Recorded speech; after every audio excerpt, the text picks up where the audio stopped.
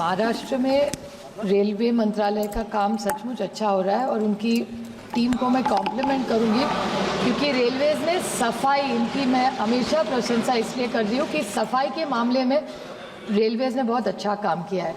लेकिन महाराष्ट्र में नीरा, जेजुरी, बारामती और दौंड, इस सारे मेरे निर्वाचन क्षेत्र में जो स्टॉपेजेस है सारे वो पूरे कम हो चुके हैं। दौंड का मैं उदाहरण दूं आपको, वहाँ 80 ट्रेन रुकती थी, आज 40 ट्रेन सर रुकती है और वो बहुत बड़ा जंक्शन है और वहाँ का पूरा इकोनॉमिक सिचुएशन, इसमें अगर आप क्वेश्चन इसे socio economic benefits anticipated in this state.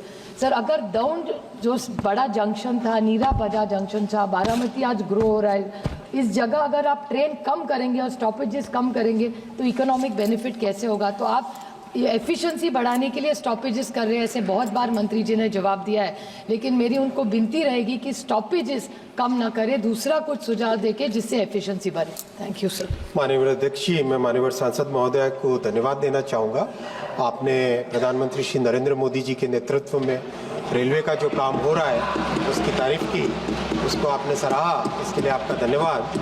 माननीय अध्यक्ष जी, मैं ये कहना चाहूँगा कि पुणे दौंड एरिया इतना महत्वपूर्ण एरिया है कि उसके लिए टोटल एक नया मास्टर प्लान बनके बहुत ही अच्छा एक प्रोग्राम बना है।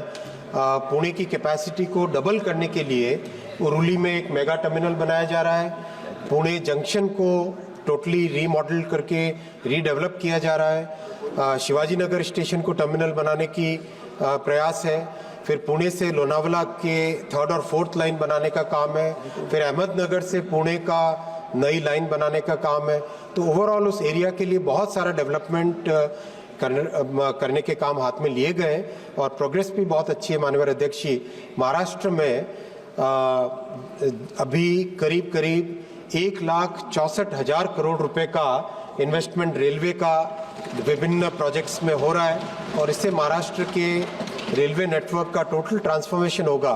जैसे पूरे देश भर में रेलवे नेटवर्क का ट्रांसफॉर्मेशन हो रहा है, वैसा ही आपके क्षेत्र में भी होगा। और स्टॉपेजेस के बारे में मैं फिर एक बार बताना चाहूँगा कि जैसे जैसे रेलवे नेटवर्क बढ़े वैसे मेंटेनेंस के लिए स्कोप बनता है, मेंटेनेंस के लिए एक मार्जिन मिलता है, टाइम मिलता है।